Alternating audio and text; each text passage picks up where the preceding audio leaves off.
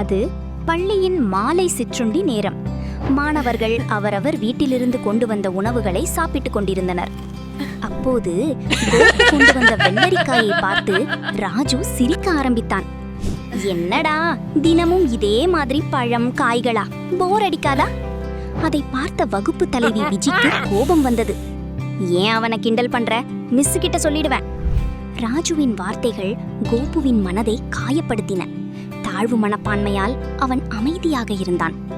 மறுநாள் ராஜு பள்ளிக்கு வரவில்லை. ஒரு நாள், 2 நாள், 10 நாட்களாகியும் அவன் வரவில்லை. பிறகு ஆசிரியர் உண்மையை கூறினார்.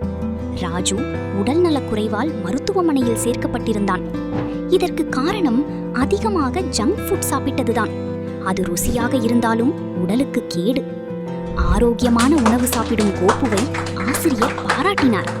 குட்டீஸ், எப்போதும் ஆரோக்கியமான உணவுகளை தான் சாப்பிடுங்கள். அதுவே நம்மை ஆரோக்கியமாகவும் வலிமையாகவும் வைத்திருக்கும்.